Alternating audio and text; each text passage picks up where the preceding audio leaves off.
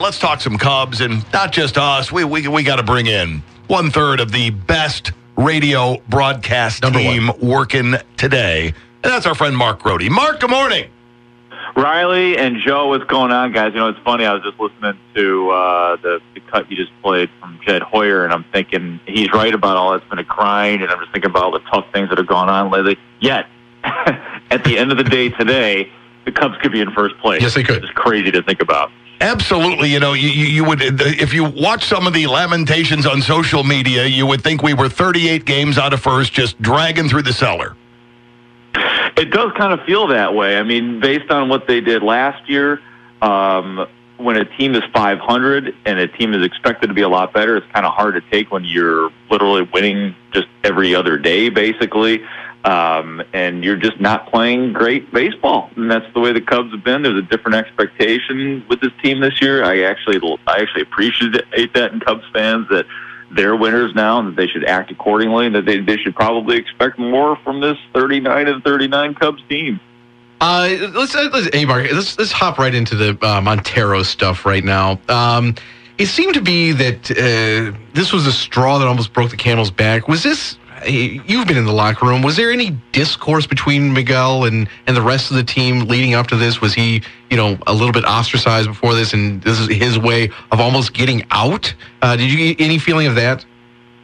I had never personally noticed anything happen in the locker room, Joe, but it did definitely have that feeling of last straw, like he was no longer getting the benefit of the doubt. And it probably does go back to the incident a day after the World Series in which he voiced his opinion on not being happy with the way Joe Maddon used him. And I think people were just kind of like, that doesn't seem necessary. And then this incident occurred. Miguel Montero has always been a very free-spirited, boisterous guy in that clubhouse. I have no idea if there was any kind of problems before that with any of his teammates. Prior to that, like I said, I never noticed anything like that whatsoever. He seemed like a pretty fun guy. He was always very accessible to the media, but it did have the feeling of last straw. And with the 7 guys that stole base, based on what happened on the field, I know that in talking to Jed Hoyer yesterday, I know you guys just played some of it, that they were already looking at that, not necessarily designating him for assignment or cutting him or anything like that, but there was already concern about his play on the field, just defensively, because he's been pretty good with the bat this year. And then when he made the comments about Arrieta, I think it became very easy for them to make a decision that maybe they'd already been thinking about. Well, I think, Mark, one of the things that jumped out at me was the how quickly and how forcefully Anthony Rizzo had a response to it. Yeah, that took me back a little bit, too, because I had fully expected that Rizzo would, just give the sort of cliche answer of, hey, what happens in our locker room stays in our locker room, and we'll figure it out, and we'll play through it, and everything will be okay. But instead, he took some pretty, shots. In a very calm way, in a very subtle way, took some pretty real shots at Miguel Montero. So I was surprised by that too. And once those comments were made, I knew that something was going to happen with Miguel Montero, whether it was going to be what happened to him being designated for assignment, or there was going to have to be some real talk in that clubhouse, and that there was going to be some real comments made by other players. But instead, the designated for assignment happened. And, I talked to several players about it yesterday, and Rizzo did say that he stood by his comments. He didn't take anything back, but he did say he was a little bit surprised that they did what they did in terms of DFAing Miguel Montero, that he was taken aback by that. But it's sort of like life goes on for the Cubs in that clubhouse, and that's a big personality out of the clubhouse. That's an influential figure. That's a guy who did some really good things on the field for you in terms of the big hits that he had. The obvious ones are the Grand Slam in the National League Championship Series, and then what turned out to be the game-winning hit, too, in Game 7 of the World Series. So, like I was saying on the post-game show yesterday, in terms of a guy who signed a pretty hefty contract when he got here. He almost he almost lived up to the contract in terms of the years, because I believe this was the last year of the contract. And it's pretty rare these days when we see a player in any sport finish their contract. And to a large degree, Miguel Montero did enough, relative to the contract and relative to what we see in sports these days. He kind of lived up to it. You had referenced Rizzo's comments. Just to refresh people, Anthony went on ESPN Radio and basically said, it's a selfish player that starts pointing fingers, and it doesn't matter. It doesn't matter. We already have a catcher that throws everybody out, which is some strong words. Do you feel Rizzo already knew what was going to happen before he made those statements, or did this happen after he made his statements? I don't think he knew, because my guess is that if he knew what was going to happen, he probably would have given the company line, probably been a little bit more complimentary and flattering towards Miguel Montero. Kind of would have been that, without revealing anything, it would have been that sort of eulogizing of a player that most athletes do when they leave a clubhouse. So my guess is that he did not know at that point.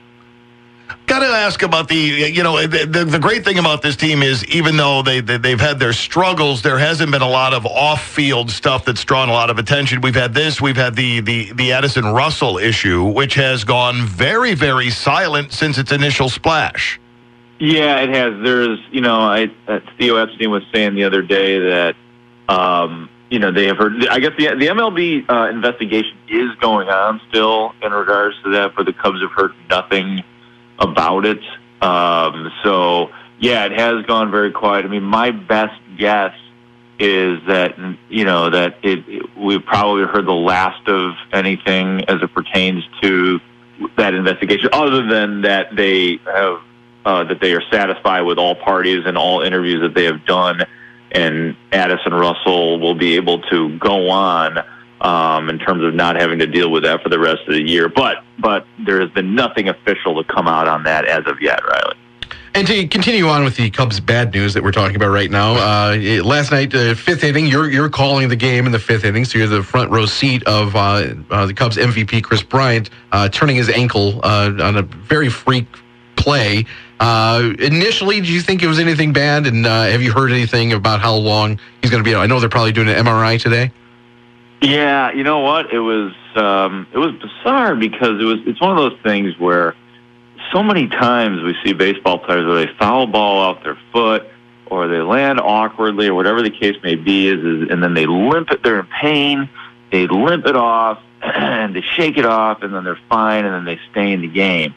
And this one was just strange, because it was about as innocuous looking as could be, because there's no other player involved or even near Kris Bryant. He comes down on the bag, and he came down on the bag rather gently, and then he's limping, and you're like, wow, it's getting worse and worse. And the trainer at Halber comes out, Joe Madden runs out, and he's just limping so badly, and you're like, wow, he's going to have to exit the game. So I was really surprised the way that thing evolved, and the fact that he had to be helped off the field. He'll have an MRI. It's being characterized as a mild to moderate sprain of his ankles right now, of his right ankle. X-rays were negative. They're able to do that right away at the ballpark, so that's good news. I wouldn't say that the Cubs are out of the woods yet. My guess is, and again, I don't have information to back this up, is that he's probably going to go on the DL, okay. but it's going to be a wait and see kind of thing. So you might be adding Kris Bryant to the pile of annoyances that the Cubs have had this year. All right, let's move away from the annoyances for a second and talk about something Joe and I were talking about an hour or so ago, and that is when you and Coomer sit down to do the game during Pat's break. I got to tell you, that is just some outstanding radio. You guys are so wildly entertaining and funny, and it's really a joy to hear you guys do it. Well, thank you. I appreciate that very much. Yeah, I'm glad I have the opportunity to do it, and Pat has something to do with that too, because he's very kind to let me do the fifth inning. The Mark, why don't you just go ahead and do the fifth inning, and I'll be back in a little while. Does he step out of the booth in the fifth inning, or is he sitting behind you watching? He generally steps out of the booth. He'll last night was hilarious because we're in our booth, and then there's a booth next to us, which last night was empty because MLB Network had been doing the games the two previous nights, but they had cleared out, and it's a glass partition, so you could see through the booth. And Coom and I are doing the game, we're talking, and then we look over there, and there's Pat standing up over there with this big goofy smile on his face, waving at us like a little kid. Just kind of looks over at him. We're like, "Oh, hey, Pat, how's it going?" He gives us a big wave with his grin on his face, and he's got his scorebook. But usually he'll grab his scorebook, he'll find a place like that, maybe another booth that's empty, and just watch the game, or maybe just go in the little break room and watch the game on TV, just to give the voice a break. So, I don't know. Maybe I'll have to have somebody track Pat during the fifth. That'd be great. Yeah, we'll have a new segment. But, your discussion the other night over someone's good friend, Eddie Vedder, and backstage and all that, I laughed through that entire discussion. That was just outstanding. Yeah, you got to love Coomer name dropping and talking, how, texting his buddy Ed and all that kind of stuff. So, I always say I'm the biggest Pearl Jam fan in that booth, but right now Coombs got the edge because he texts with Eddie Vedder during games. So very nice. Stay tuned. Stay tuned. My relationship is going to evolve someday. Hey, one last question before I let you go here, Mark. So it's been a disappointing or angstful first half of the season. All-Star break coming up here. What's one positive? What's happened a little bit better this season than you thought may happen? What's the silver lining right now for you in the Cubs' early season here? I'd say bullpen. It's funny because before the season started, and even you could even say this before last year, like we're all reaching for like areas of weakness for the Cubs, and the one thing that we all could come up with, because you could do this for any major league team, is you would say, maybe the bullpen can use some tightening up. But you know what? The bullpen has been pretty good for the Cubs this year. I love watching Carl Edwards Jr. pitch. He could be a closer someday for the Cubs. And then Wade Davis has been, except for the game the other night where things went haywire in the ninth inning, Wade Davis was not sharp. He's been great. He's been great this year. So, Justin Grimm getting better and better. Pedro Strop Rondon has had his problems, but for the most part, the Cubs actually have a pretty strong bullpen. So I'd say that has been a really nice thing for the Cubs this year, if you need it. We'll take it. Strong bullpen, even stronger broadcast booth. Mark, you guys just do a fantastic job. Love listening to what you're doing, and we really appreciate you taking time out of what we know is a very busy schedule to hang out with us. Well, thank you, Riley and Joe. I'm available for you guys anytime, and have a great rest of your day, and we'll talk to you soon. Thanks, you got it.